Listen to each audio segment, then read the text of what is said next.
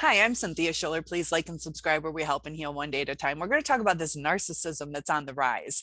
They did a study where, let me get you into this PowerPoint. I want to show you a couple things. But there was a study that they did, and there's some rising scores that they had, and 70% of college students scored higher on narcissism and lower on empathy than the average student did 30 years ago. So some things are going on, changing our society. And some of the things that they think were causing the rise um, is there's an increased pressure for them to achieve and achieve and achieve, where beating others to gain a status, they feel is required. Like they're worthless unless they achieve and achieve and achieve. And they have this misguided self-esteem movement. Their self-esteem is really lacking. They always feel like they have to do better, do better, do better. And it's part of the reason that they try to manipulate us, because sometimes they feel that it's like they know deep in their inside that they can't achieve everything, but in order to survive in the world that we've started to create for them, they have to get this facade, otherwise they feel like nobody's going to like them, so they over indulge, I guess. And they so the carte blanche esteem, the current definition of esteem used by educators, also by psychologists, is pretty much feeling good about oneself regardless of social attributes. So just self-esteem, just believing in yourself. But the cause and the rise in narcissism, because they have a lot less social pressure to demonstrate good character. So we were a little more strict with our past generations, and children who once would have been disciplined for spoiled behaviors are now allowed to dictate the dinner menu. They can throw little fits to where if they don't want to move, they're not going to move. And so we're kind of training our kids to measure progress because of like the points and the scores and the awards, when learning what should be the most important. It's really frustrating because it is the learning that should matter. I'm an educator, and we put so much pressure on these kids to achieve, because that's what's in their grade. It doesn't matter that they learned it afterwards. You can what I think you should do is you should take a test. If you didn't do well on it, then you know what you need to still learn, and you learn it. And that's why a lot of kids like to cheat, because they feel like failures.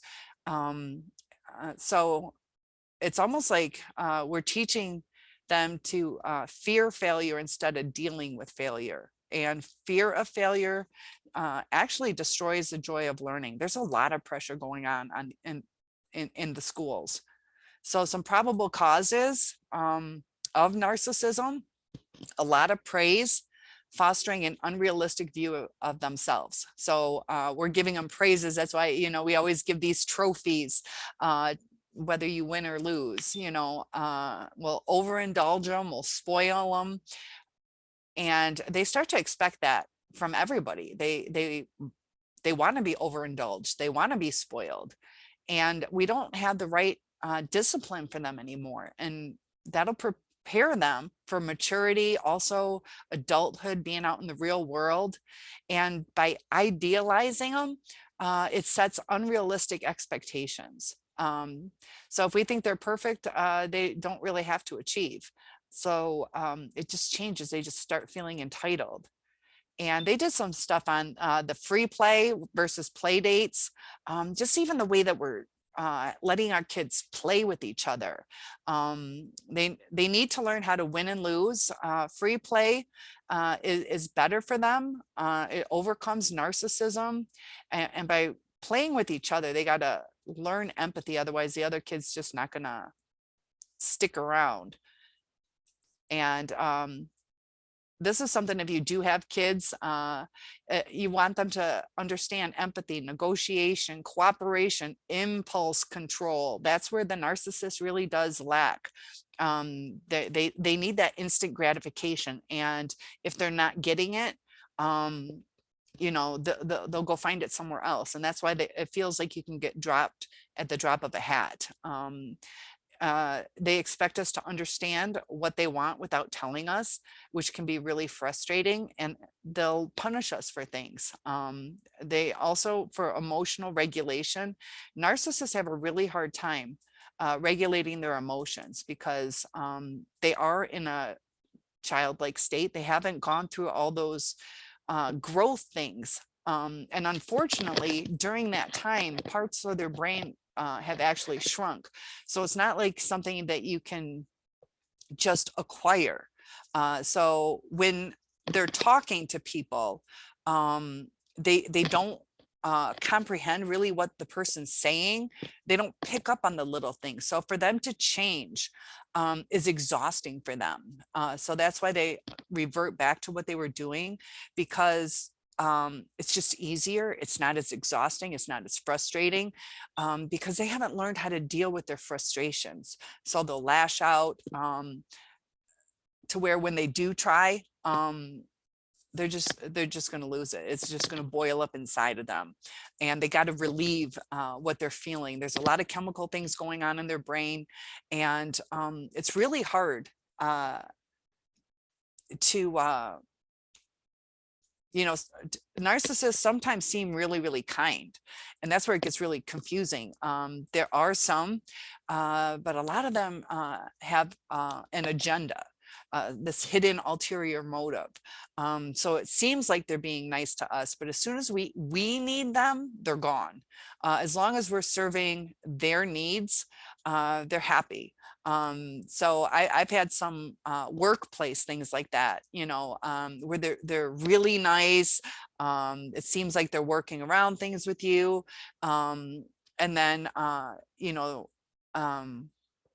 all of a sudden, if you have a need, they'll like totally not talk to you. I had where I had to quit a job because my dad needed some major health care. He had his leg amputated, diabetes, pacemaker, just a whole bunch of stuff. So you think you're in a friendly, loving environment, and as soon as you say, I'm sorry, I have to do this, I have to be there for my family, they just don't care anymore. At first, it's like when you're at the school or whatever, they're like, oh my gosh, how's your father today? And sounding like they really, really care. But as soon as their needs aren't met, you're dirt to them. They don't really realize how cold they are, how it affects you, where you're thinking you had a safe spot where you were building friends at work. And then as soon as you had something pretty legitimate, you weren't trying to hurt them, you felt bad about having to leave, but where's the balance on, do you stick around for them when they could get a different teacher, or are you there for your family? Some people might have kept the job. I had a really good upbringing. I've been a burn victim, had several injuries, stitches 7 different times, broken bones, even fell off my crutches, broke my arm, so I was in a wheelchair because I couldn't use my crutches. It just everything. I was very accident prone. I actually had a friend of mine take me to the school counselor because she's like, there's no way somebody gets hurt this much, but I do. But really good family, really good family. And they were always there for me. Like I went through a lot, kind of like breakable. And they never let me down. And I'm like, with everything they did for me, and that's where the empathy comes in. You're thankful, you're grateful. But a narcissist would handle it totally, totally different. The intent would be different. So if they did come home, it's so they could be seen as the golden child, or they can get more inheritance. and it gets tricky because we don't always know what their intent is. We see the outside where it seems like they're being kind to us, but you know, let's say they were cut out of the will. I don't know. Let's say they wanted to give it to a church instead. That's what their religious belief was. As soon as that narcissist would hear that, they'd throw a fit, they'd leave, they wouldn't stick it out. So the love is self-serving. They wouldn't see it as that's their wish. You know, you can kind of wish they gave it to you, but if that's what their heart is, if that's what their religious beliefs are, you have to respect that. You know, any inheritance is just a bonus. It's not something we should be entitled to. But the narcissist feels entitled. You know, and if they can't get what they feel they're entitled to, they'll discard if they can't get their needs met. And their needs are odd. Sometimes, you know, it's they can want adoration, but then when you adore them too much, it's too easy for them. They somehow start like reflecting in that they know who they are, that in a sense they kind of don't like it all of a sudden. They like it for a while, and then all of a sudden they see something in us where it's like we're giving them undeserved adoration. We're giving it because of the facade that they showed us, but deep inside they know that's not who they really are. I have done like a couple Miss America things, just like if you're like, oh, that's so great that you're Miss America, and of course you're, you know, just saying things about, and then it's like, man, okay, this is starting to irritate me because I know I'm not Miss America. You know, at first you're like, yeah, and then it's like it does something where you have to reflect back, like, this is a lie, and the only reason you like me, or the only reason you think I'm pretty, is because of the lie. And it starts throwing things off balance for them. So then they'll lash out at us.